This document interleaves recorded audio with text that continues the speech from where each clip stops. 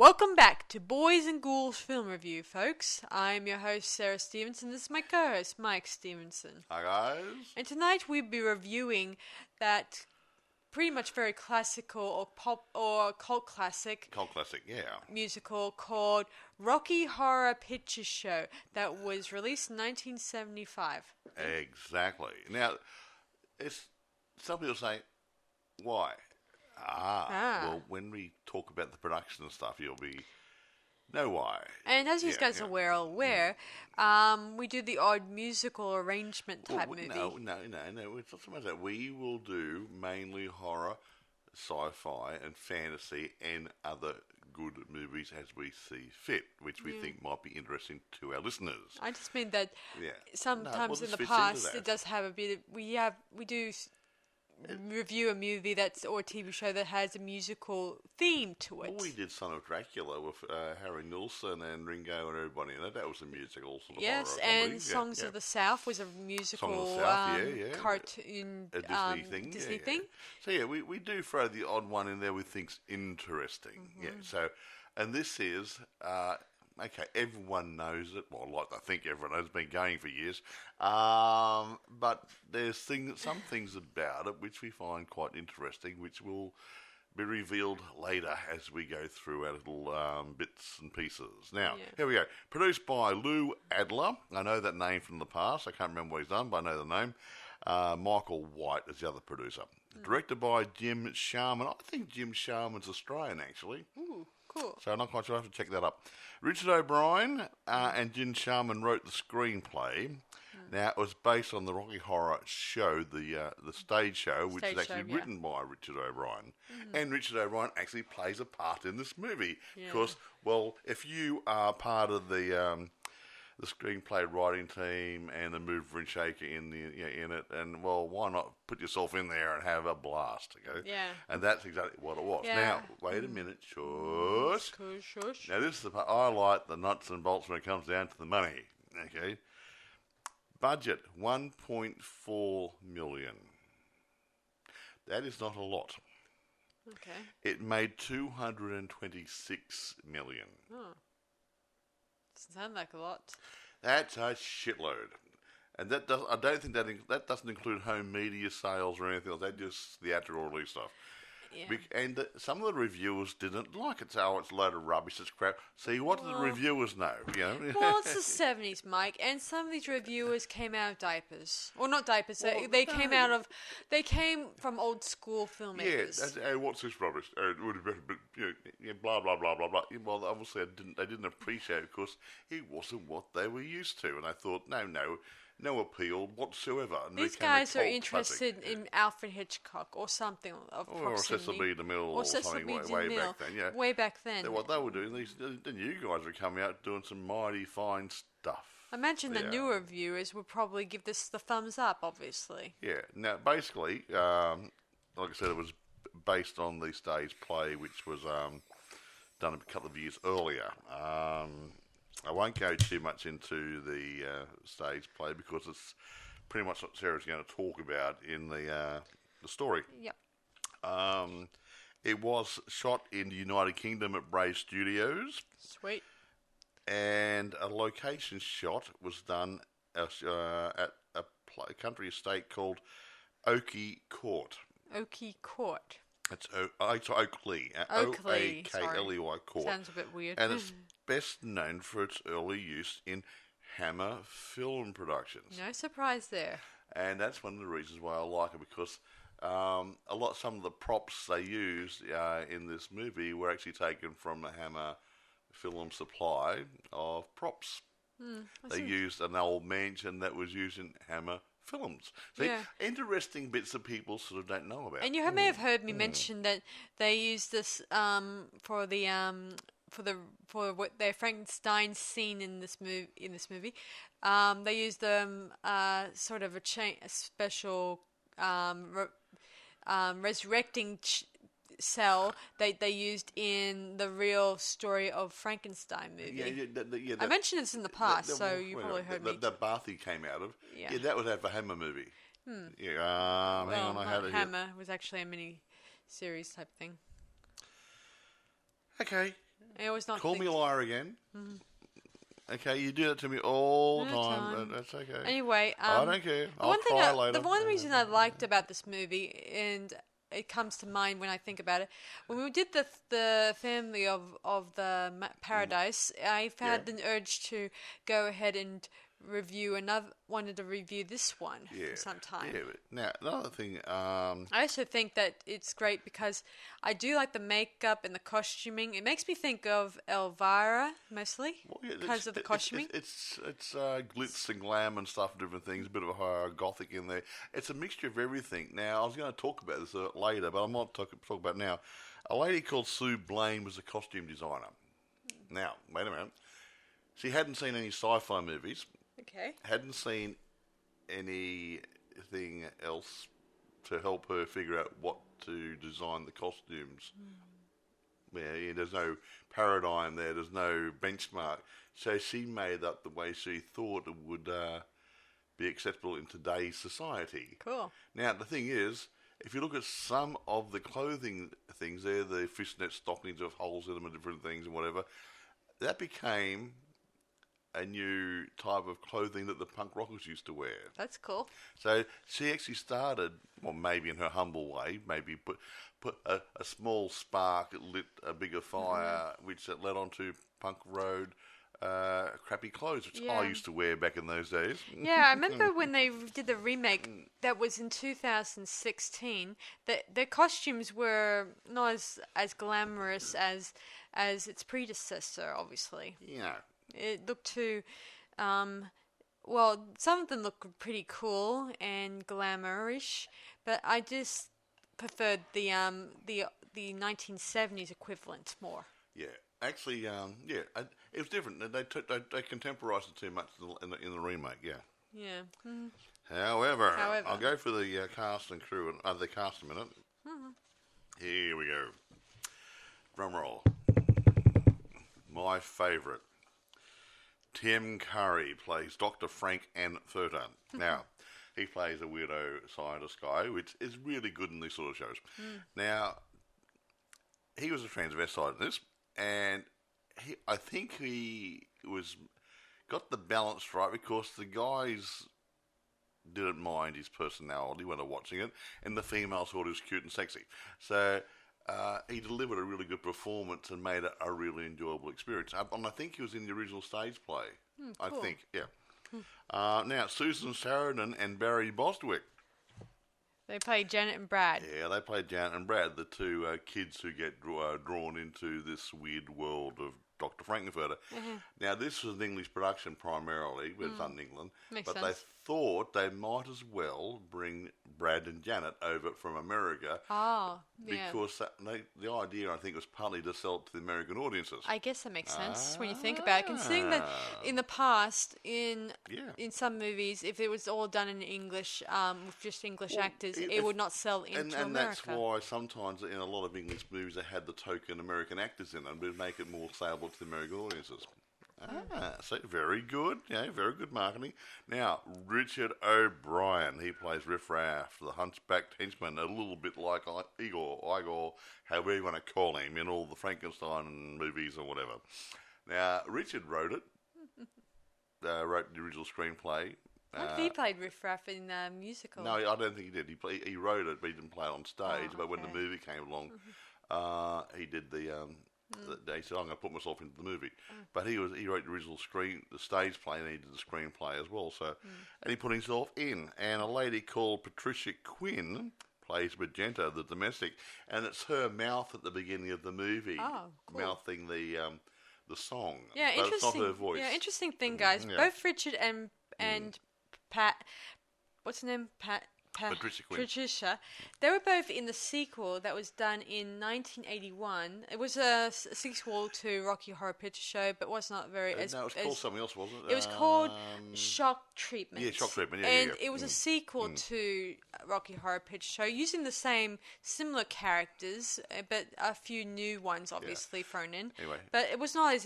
I don't think it was as successful as Rocky Horror Picture Show. Can I roll on? Yes. I'm doing the cast, Now, here's an interesting bit. A guy called Peter Henwood played Rocky Horror, the creature. a very handsome man, but he didn't do the singing. I figured that. A singer, a well-known singer at the time, Trevor White, was doing the singing. I see. But Trevor White, I don't know, I'd have to check. Trevor White may have been doing some stage work as well back in those days. I'd have to really check on that. Yeah. I didn't have a chance to find Now, out. here's a character I really like. Her name is Nell Campbell. Campbell, yeah. As Columbia. I loved her costumes in this movie. And actually, she was really good. I loved her tap dancing too. Yeah, Number. she was really a good tap dancer. She was really good. Yeah, but hot little dancer. She looked great in the sequin coats and everything. And yes, she was beautiful. Beautiful Yeah, she had the best costume in the beginning. I mean, I'll only mention one last person here. Meatloaf. Yeah, I know him. Eddie, the ex-delivery boy. I'll talk about Meatloaf a bit later on, but he played a good role. Had a nice tune. Yeah, there's one other person I like to mention. His name's Charles Gray, and he plays the criminologist throughout the narration. Well, not the narration, sort of the narration in this movie. This movie. A narrator job, yes. Anyway, I think that's our intro taken care of, so... Yeah, another thing I should mention, when they did the remake in 2016, I should mention, Tim Curry came back on board, but he played the criminologist in that one, even though he couldn't use his hands to open the books or anything like that. He had a stroke a couple of years earlier, and he wasn't a well man, but I think they put him in there... to sell tickets. Well, not sell tickets, just gathering. A tribute to his involvement in the original production, I think. But of course, he he brought Rocky Horror alive on the screen. True. Yeah, so that was their way of probably saying thank you, maybe. I like to think it was mostly because it will give people something to remember from the original Rocky Horror, and it will get people to go and watch it. Obviously. Exactly. As you often say. So, anyway, I'll get into the movie. So, Rocky Horror Picture Show. Here we go. Drum roll. So, it stars our two cheesy characters named Brad and Janet. They're attending a nice wedding in this nice country village, yada, yada, yada. All good stuff. And their friends are there celebrating and all that stuff with their nice car saying, now they've gone to get married, now they're going to go and do it. Or whatever. Anyway, Brad proposed to Janet, and it was like a very funny proposal. Like he's saying, that Janet, I love you. I'm not going to sing, obviously. It was a musical. You move on with it. He proposes to her, Yeah, okay? so he proposes that they'll go and visit their old teacher. What's his name? Dr. Everett Scott something or other. Greg Scott. Yeah, Greg Scott, whatever his name is. His name was Scotty. Anyway, so they take a car, they drive, and then suddenly they reach a dead end. And then they took a wrong turn, Janet. And then somehow they have a blowout, and thanks to Brad's stupidity, he didn't bother to pump up the old tyre. So they're stuck. You know what kids are like, hey. Yeah. So they then realize they must go and find shelter and possibly a phone. So they mentioned about a castle not too far up the road. A castle or a big manor house or something. They didn't know what it was in the dark. Yeah. So they end up heading up that way. And there they tap on the chamber door. And who comes to the front door? Good old riffraff. Hello. And so he tells them to come in and tells them that informs them that they're wet. And then we get to our first major song, which is my favorite. Let's do the time warp again. Just a jump to the left. And just a step to the right. Yeah, whatever. Sorry. That's enough. We're not going to make these people sit through our rendition of all the songs. No, okay? Of course not.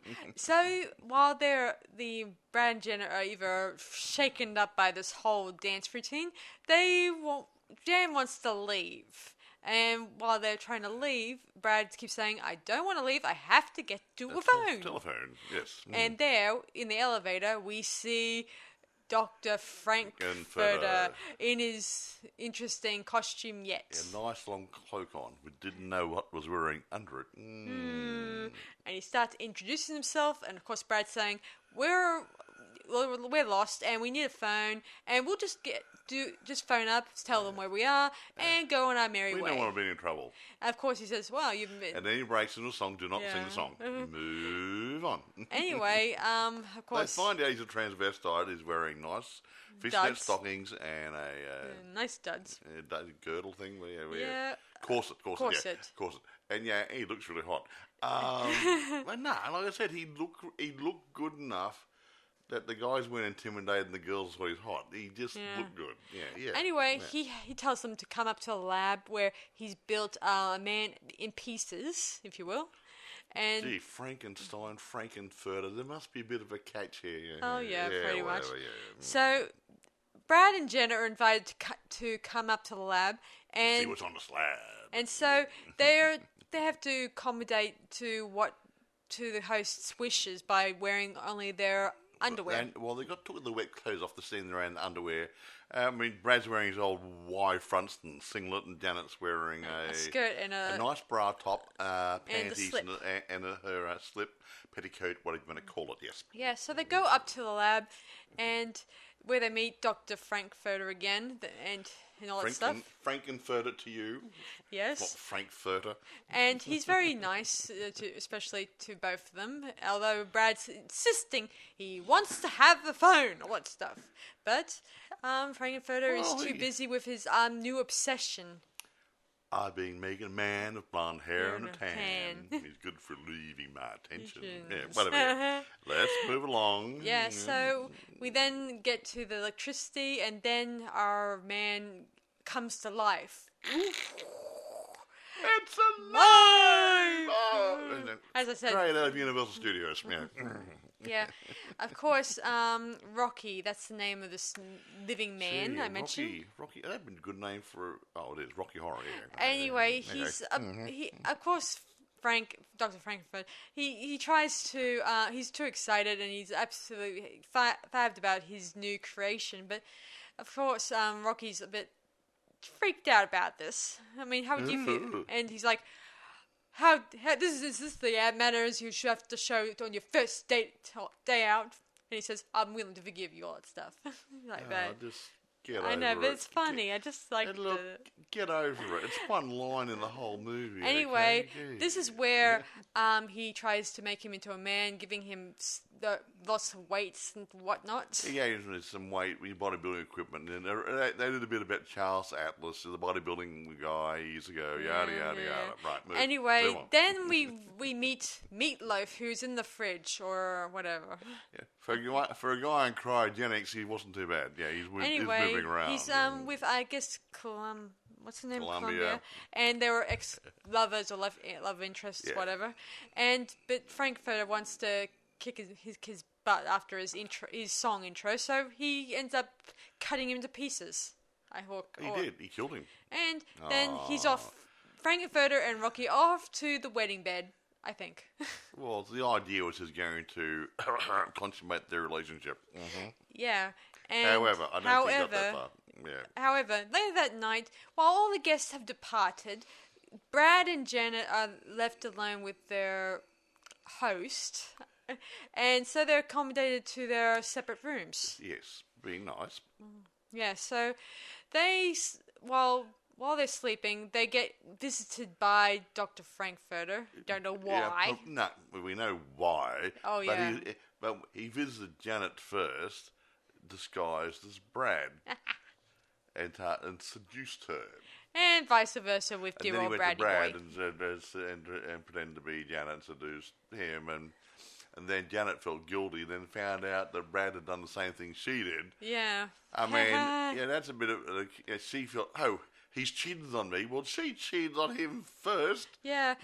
Meanwhile, Riff Raff and his sister... Magenta, they start teasing Rocky, and Rocky ends up running outside, getting chased down by the dogs. Yeah, woof. Yeah. And he's back in his special chamber thing. Yeah, he gets back to the laboratory, gets back into his birth tank. There, he meets Janet, and Janet seduces Rocky. Yeah, because she thinks Brad's cheated on her, so she says, okay, she's ready for anything now. So, and Rocky looked pretty good. He might have had a good sized Frank-N-Furter. So she took advantage of him.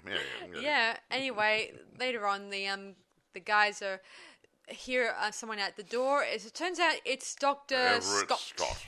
Great Scott, it's Scotty. Yeah, Riff Raff invites him in, and then there's this funny scene where he's in a wheelchair, and his wheelchair goes zooming across the parts of the mansion, and it sounds like a spaceship trying to land type thing when he got to the lab, and it's an interesting reunion. And not only that, Brad and Frank-N-Furter and Scott find out Janet is being, doing the naughty with doing the hunky chunker, with Rocky. Yeah. Horizontal mumbo, Rocky and Frank-N-Furter is very upset. Who could blame him? Oh, shame. And Magenta comes in saying dinner is served.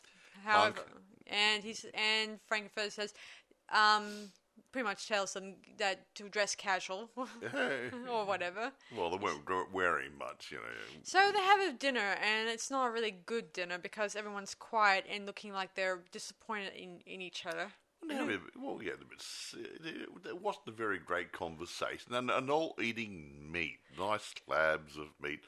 Well, it was chicken in this one. In the other one, the 2016 one, that was meat or meatloaf. Well, I think that was a joke. I was going to say, though, actually, as I was sliding off stuff there, and that was part of Meatloaf's leg, supposedly. Yeah. Anyway, Dr. Scott is there to find his nephew, who, as it turns out, said he's in great danger, and that's why he's come there. And Dr. Frank-N-Furter knows Scott. Dr. Scott works for the UFO thing. He works for some some government department does scientific studies on UFOs. And Dr. Frank-N-Furter is aware of Dr. Everett Scott's work in this field. Yeah. And then when he tells him about how he was trying to look for his nephew, we then get a reveal that Dr. Frank-N-Furter has him on the slab inside a table.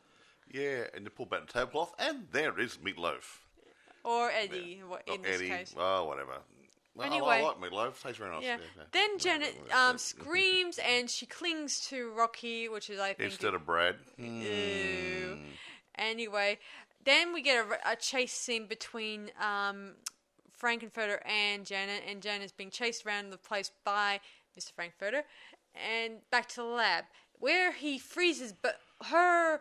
Scott, and Brad to the spot. And Rocky. Yeah, well, no, he doesn't. Did he? No. Did he? No. Sure. No, He became a statue? yeah, later on, after... Oh, a bit later, yeah. Okay, my mistake. Carry on. Anyway, they get freezing to the spot, and of course... Brad and Scott tell him, do not hurt Janet, all that stuff. Of course, he turns them to statues. Yep. Funny that. Okay, they all get turned to statues. And of course, that includes Columbia. Is it Columbia? yes. And Rocky. And then we cut to Riff Raff and Magenta, who tell him, Frank-N-Furter, we want to go home to our planet in Transylvania. Whatever, yeah. Anyway. So we again cut to the scene where they're on stage and they're all dressed in drag. Well, yeah, drag. Yeah, drag, pretty close, yeah. Anyway, they're singing and then Frank-N-Furter sings, and then we see much later Riff Raff appear with Magenta wearing space age clothing, and Riff Raff is saying, "I'm the commander, You're my prisoner." Yeah, and he says that he wants it's time to head home.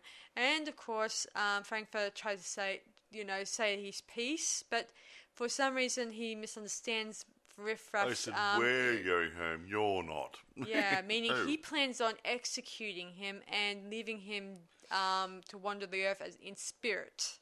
Well, whatever. So he shoots him, Columbia, with a and ray gun. Rocky. Surprise. Of course, Riff Raff doesn't have anything against Brad, Janet, or Dr. Scott. So he lets them to leave while He said leave now before the castle disappears altogether. Yeah, so Riff Raff and Magenta, they make their preparations of departing, while Janet and Brad and the Dr. Scott, they make their discreet exit out the front door. Yeah, in a car park. Yeah. Then we watch the castle drift off into outer space, and there we want to watch Brad, Janet, and what remains of Dr. Scott wandering the castle grounds. I don't know what they meant by the song, obviously. No. Where What they, do you mean? Well, I keep wondering what it means when at the end. Well, they kept wandering the earth. It just sounded good. Yeah. Didn't say wandering the earth. Yeah. Lost in time, lost in space, and lost in meaning. Yeah, that's all it was. Yeah. Anyway, then we watch the criminologist finish the song, and then he closes the door at the end.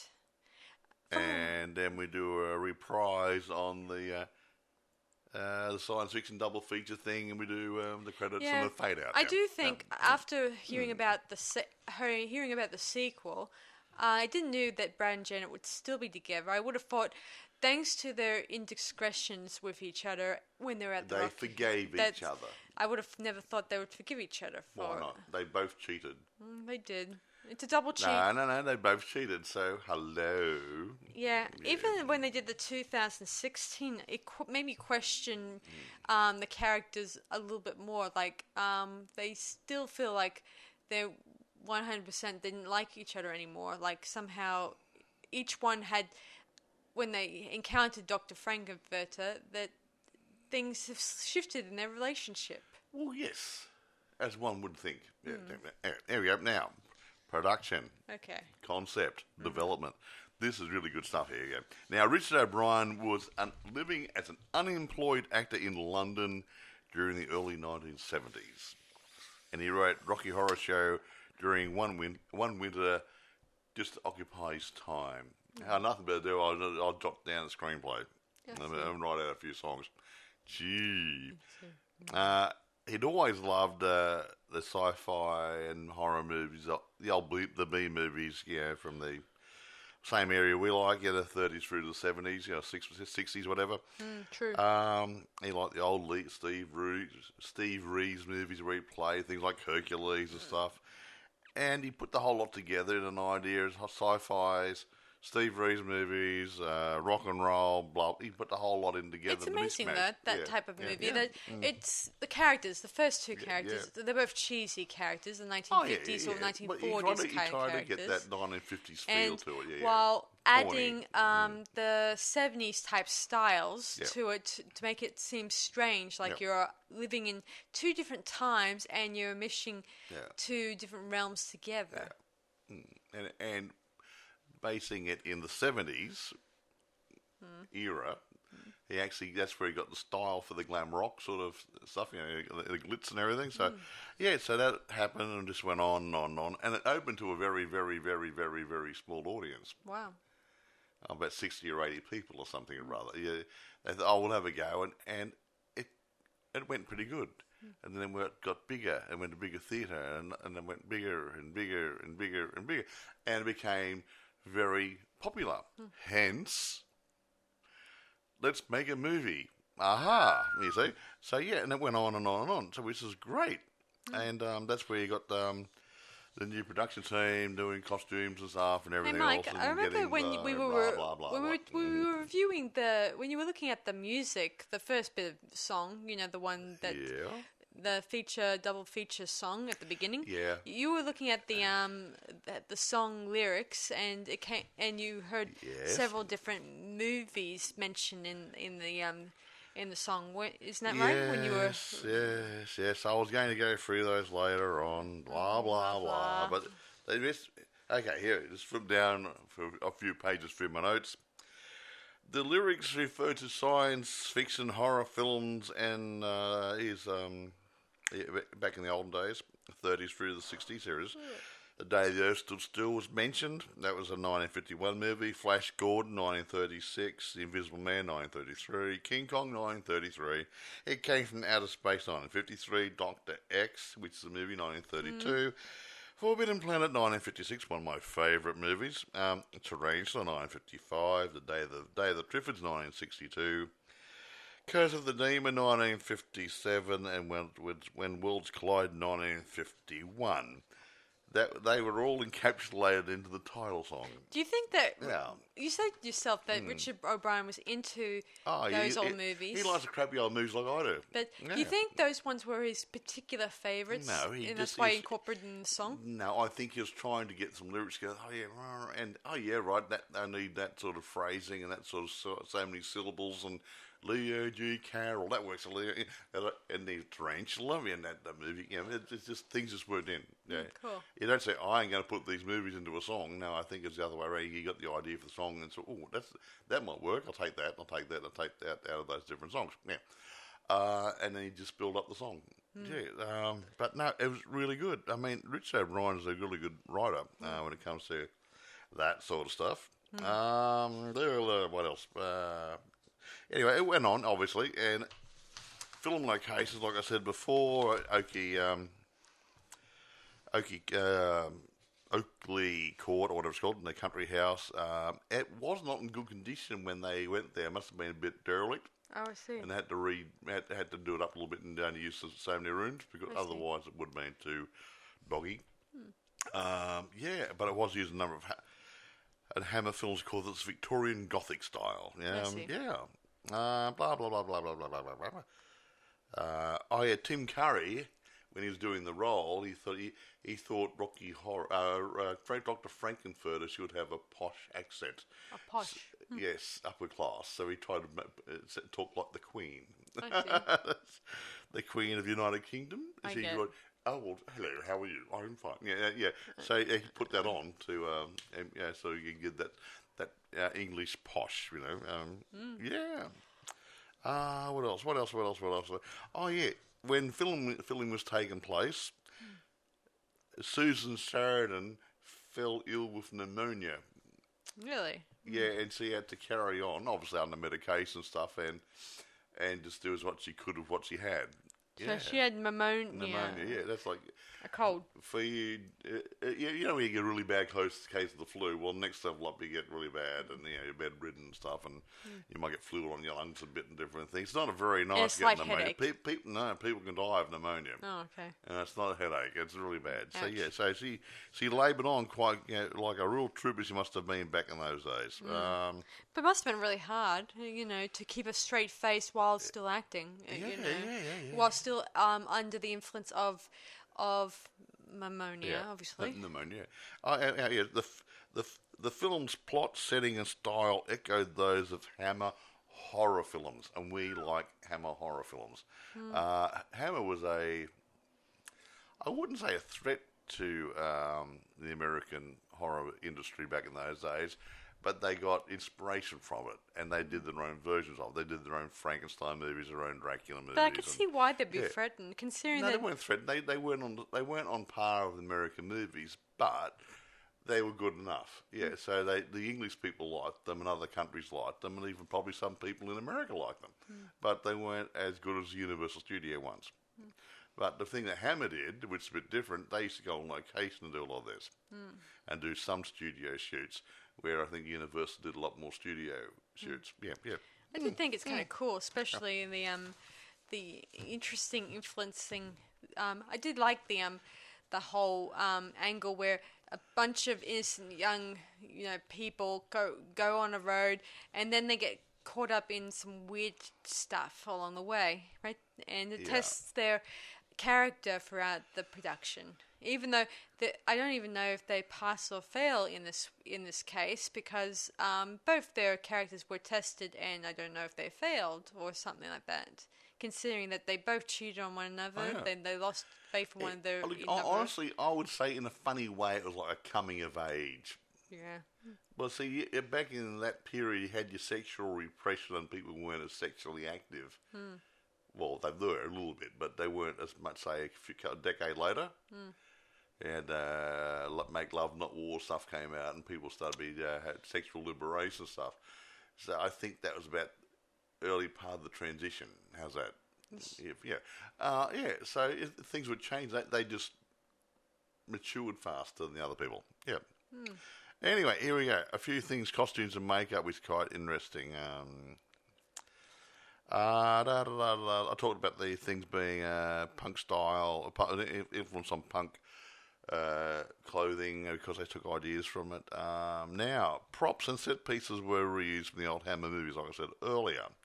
The tank and dummy used for the Rocky Horror's birth appeared in The Revenge of Frankenstein 1958, which I said earlier. Okay, sorry. So don't contradict me. Well, I just meant the tank itself was probably reused. It was in The Revenge of Frankenstein. Okay, right. Yeah. So I try to keep things accurate as possible. Okay. And here, the costume designer admitted that she didn't conduct any research for her clothing designs, had never seen a science fiction film, and is acutely aware that her costumes for Brad and Jenna may have been generalisations because she had no idea what Americans actually dressed in that period. No, she said, they dress different to English people. They did different style of clothing. So she said, preconceived idea, that and that'll work. So yeah. The same with the spacesuits. Never seen a science fiction movie, so she just made it up. So she never saw Flash Gordon or any of the other sci-fi stuff? Nope.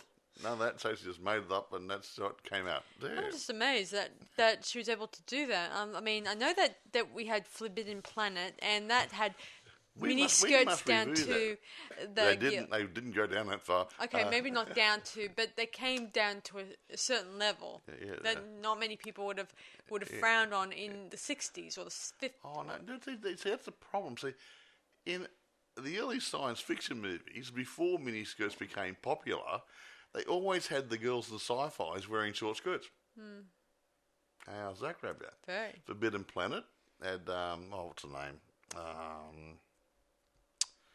I got a mental block. Oh, don't worry, we'll find it. Yeah, she had beautiful legs. She had a really, really short skirt, and things like Flash Gordon stuff. The lady Dale Arden, I think she wore a short skirt.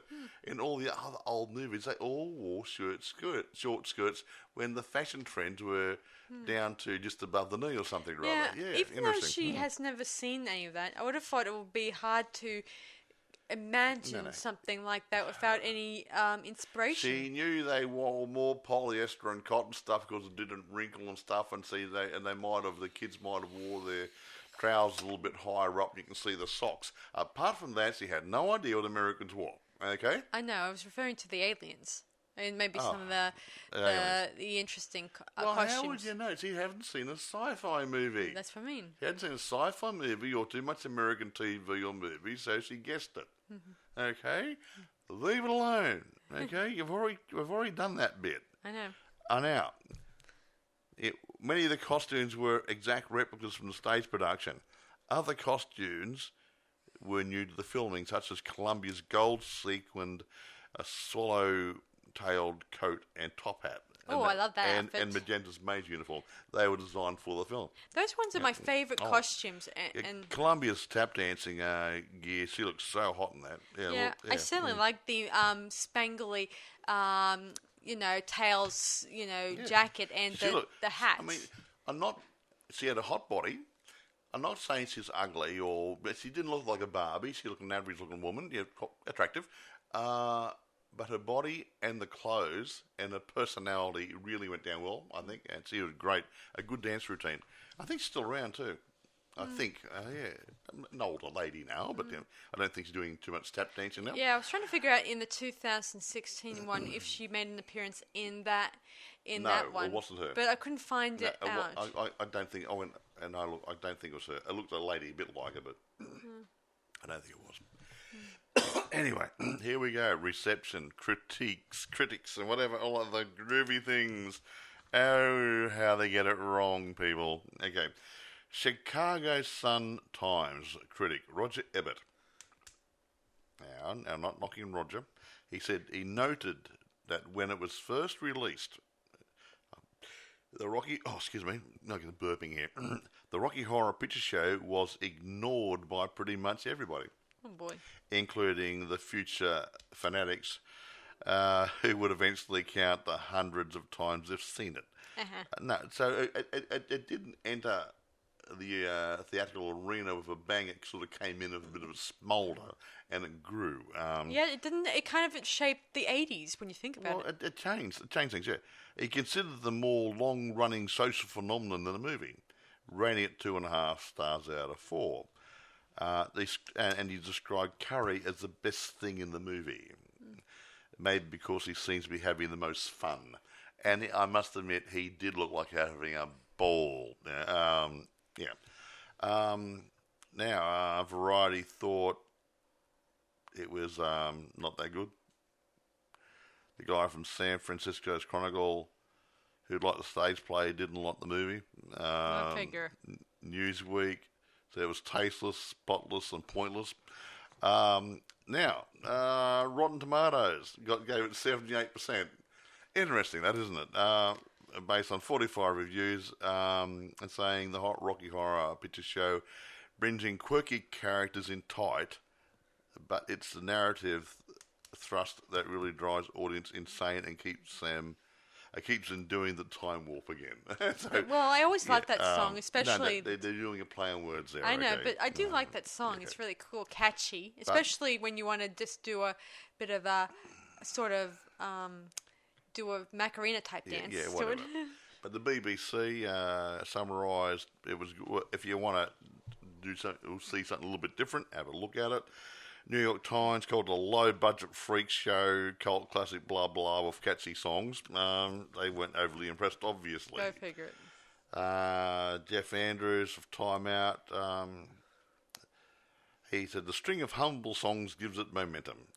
Gary's admirably straight-faced narrator holds it together. What? He didn't hold it together. He's only in 2 bits of it. And a run of black lingerie takes care of everything else. He gave it 4 out of 5 stars, though. I don't think he's in tune of what was going on. I think none of these guys understood what it was all about. Gary had an intro at the beginning and a bit at the end. And he had a bit part and when did the time warp. That was it.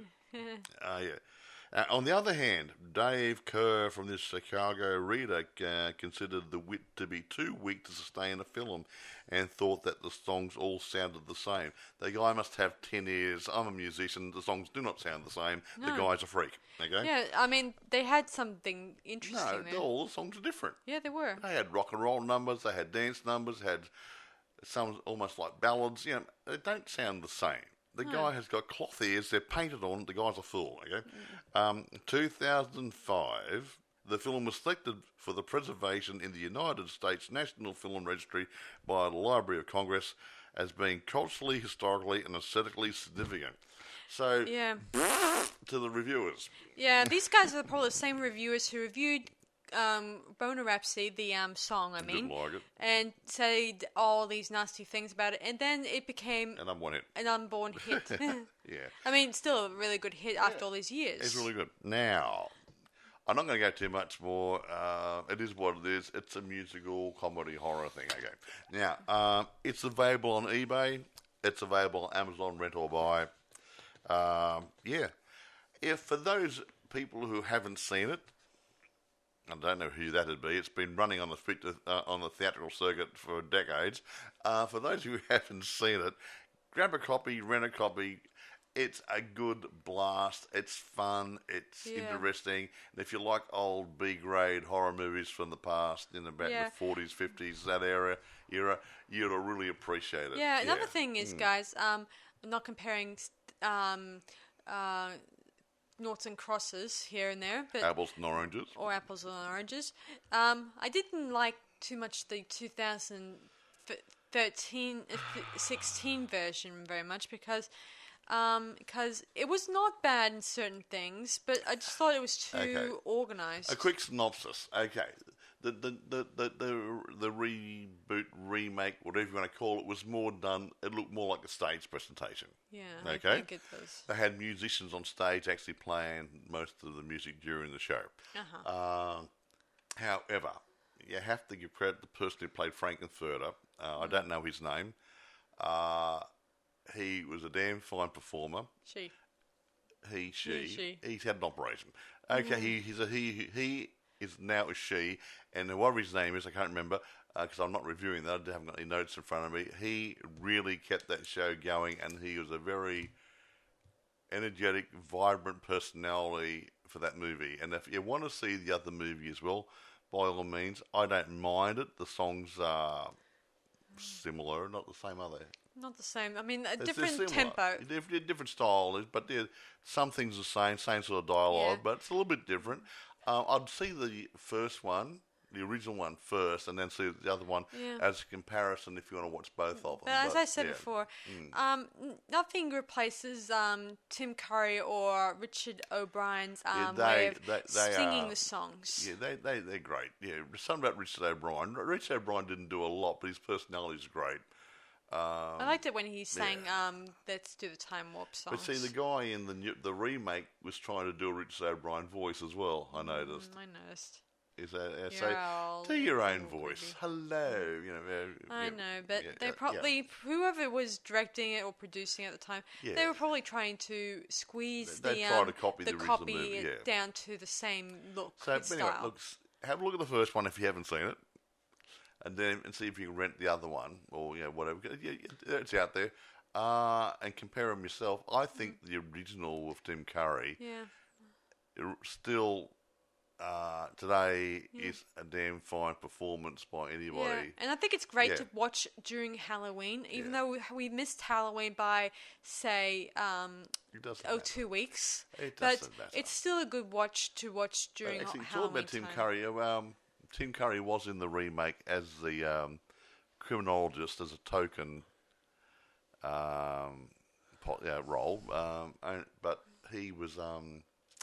he's not a well man. He had a stroke a couple of years before this movie, and he's I think he's struggling a bit to do the role, but I think he probably enjoyed being part of it again. So I don't know if Tim's still. I think he's still alive, but he suffered a massive stroke and he's not very well. Poor man. So you guys out there who might be Christian orientated, pray for the man. So he's helping along a bit. Yeah, it's always good to pray for the ones who cannot, who struggle trying to continue on. If he's trying, he can't do the time warp again. He can hardly move. No, he can't. He couldn't turn the page. They had somebody turn the pages for him. Yeah, he had an assistant, an uncredited assistant working for him. And I feel sorry for him. He's been a very talented man. We've seen quite a few movies over the years, and it's sad to see a person in that state. When I do think that remember him from better days. I do think that 2016 makes me think of the opening in the new movie Macabre intro that for the new Elvira episodes that they released years later. There are some quirky things in the remake. So in that instance, they actually have a theatre. Yeah. No, and I say that because the original stage play had the person playing Magenta playing an usherette and going through the theatre singing the opening song. So it was actually done in a theatre, and then the opening song was actually in the theatre, and then the stage play started. Yeah. And then they tried to copy that into this movie. Didn't you say that some of the mannerisms in the theatre in the 2016 version was the similar mannerisms as it was if it was?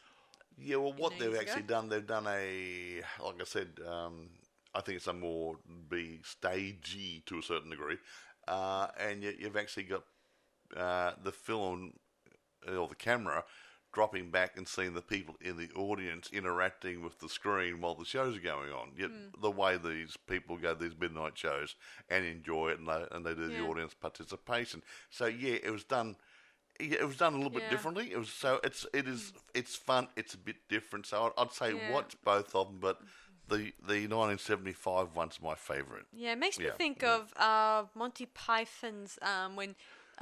Search for the Holy Grail, where there are scenes where they say get on with it, or something like that. Get on with it. Yeah. Yelling in the back that row, sort of stuff, yeah. type thing, to get the story rolling. Yeah, exactly. So that's what makes me think of in this scene. That's what's like. I mean, I had a theatre for a short period of time, and I was running it with somebody, and we did have a Rocky Horror night or two there as well. And we had people there, and they had a great time.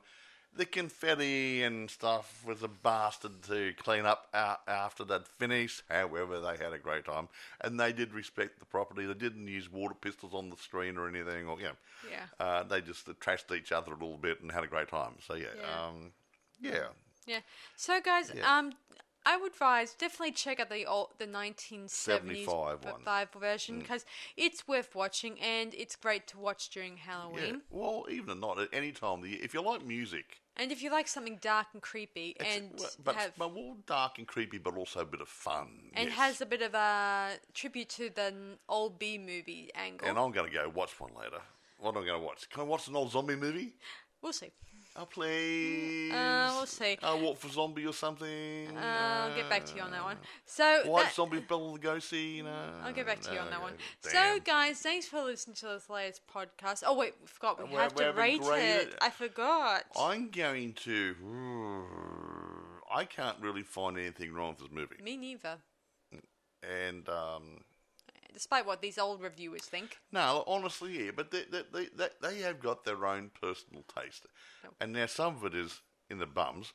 No, because they haven't got a clue. I don't like this sort of thing, so I'm going to grade it down. It's not a fair review, okay? And that's some of these guys do that. Yeah, I've been... I'm going to give it 9.5. Yeah, my film, Attack of the Cat People, I should mention, it has been given some fair reviews, and some really good ones, too. Yeah, we got a 10 out of 10 for it. Yeah. I'm impressed by the guys. Any of you guys following Sarah on, Facebook, is it? Yeah, Facebook and Twitter and Tumblr. So, she got some links there, have you, for the reviews? Mm-hmm. Click on the reviews. So that's the one. Who did the 10 out of 10 one? That would have been, let me see, it would have been Horror Buzz. Horror Buzz. He went right in it and he broke it down piecemeal. He spoke about the camera work and all about the directorship and the actors. He broke it. It's a really good review. I'm not saying that because he got 10 out of 10, but the guy actually went into it like a proper review, and that's what a real review should look like. Yeah. Yeah, I mean, I like it when a reviewer just dives into it and reviews every single bit. Component. And he said, this is great. And he said, it's a tribute movie to the camp sort of cheesy B movies for that period, and he acknowledged the fact what it was and how well Sarah and her team achieved their goal. Yeah. I mean, it seems when you look at something old, like say you're doing a review on an old movie, like as an example, The Creature from Black Lagoon. Everyone knows the story, obviously, and knows it's a man in a suit, and they knows the plot really well, and knows how to knows the differences between the symbolism and what's behind the story throughout. And that's it. And so they decide they diagnose it or analyze it, and come up with some interesting facts about it, and comes up with this a great review for it. And that's what you get. That's what you want. You want a real review, and some of these not just one that says I'll give it 5 stars out of 5. Yeah, without actually saying stars why. Out of 5 or whatever. Yeah, it's not a review. And that's just not. Is your friend Ollie going to be doing his soon? Yeah, very soon. Oh, good, because our friend the puppet. What's his site called? What's his site called? Embrace the Film. Embrace the Film. Ollie from Embrace the Film is going to be doing a review very soon, we hope. And I hope he does a nice one for us. He seems like a very nice puppet. And I haven't met a puppet I haven't liked. Mm-hmm. All the Muppets and everybody else. Moving on. I forgot I should do my rating. What's your rating? So I rate Rocky Horror Picture Show, the 1975 one. I'm going to rate it, I guess I'm going to say 9 out of 10 myself. Yeah, because I do like a lot of things about it, and I do think that some of the old reviewers, they don't know what they're like. They're stuck in their ways, which is a problem. Or As I said it's before, my way or hit the highway attitude. as I Shouldn't said work before, if you're doing these a guys review. are old school reviewers. Yeah, They don't know what they like. I mean, I sit here and I'll watch a teenage movie with Sarah. It's been a long time since I've been a teenager. I am 68 next birthday. And I can enjoy a teenage-based movie if I tell myself that it is aimed at a teenage audience, and I think back to what I would have been like when I was a teenager and try to put myself in that mental state to say, this does make sense. But, it does make sense why... when you can review something that's old, but when it comes to something new, like in their time, that's like considering Rocky Horror Picture Show was very new to them. It was totally new, and it was out of this world with mixtures of different things, different formulas thrown in. When we, just before we close out, when we first were assaulted by Rocky Horror, when it came on and hit all our cinemas here in Australia. We'd had things like other musicals going. We had Jesus Christ Superstar. That was doing the circuits. We had Godspell, I think. Then we had this come out. We had a thing called Betty Blockbuster. I don't know if that went around the world or whatever. I had all these different stage shows coming out with music and stuff and a bit... It was great. It was a great time back in that period in the 70s. I wish it was still going on. These big stage shows, there are still some going around, Cats and whatever, but there were so many going on at the same time. Yeah, and most of them started off, as risk takers. Money takers, but they soon grew on you, and they still have been... They're still out there, and a lot of people still audition for roles in those productions. No matter what theatre you go to, there's always an audition for Rocky Horror Picture Show, the musical, or stage play. This is what, you go.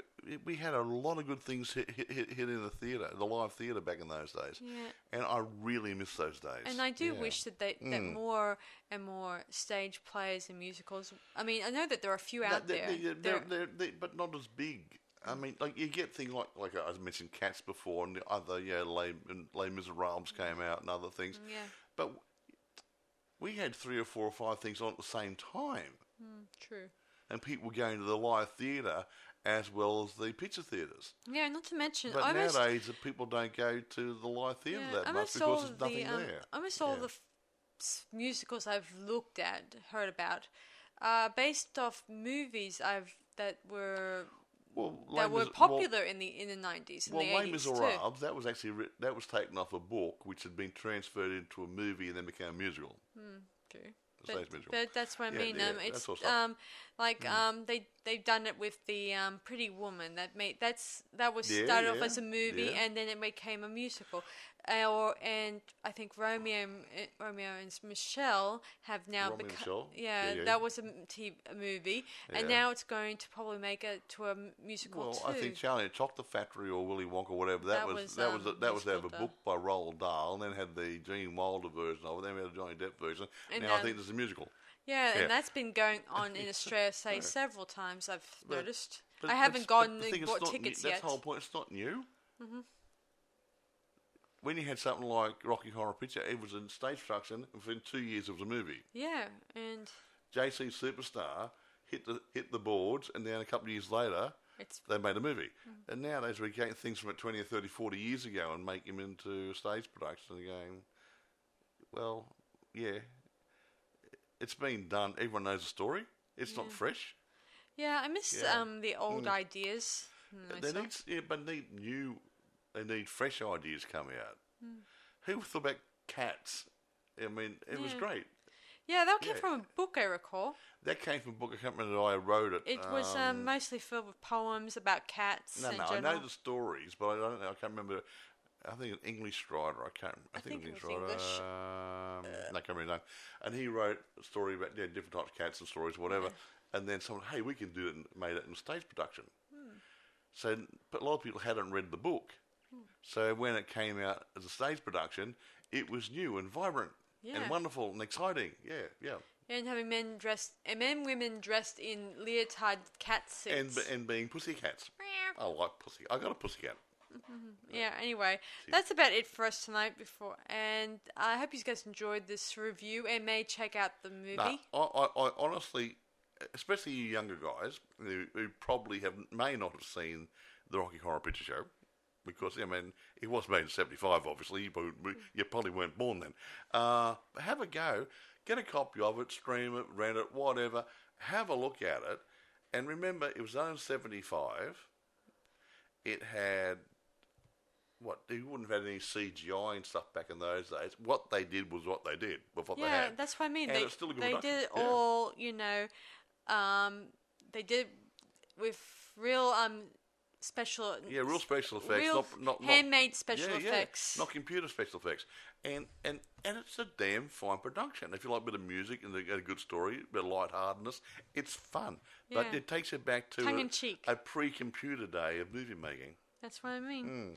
I didn't, as I said.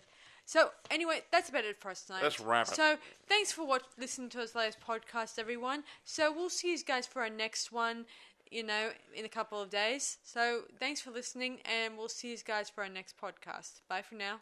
See you around. Bye.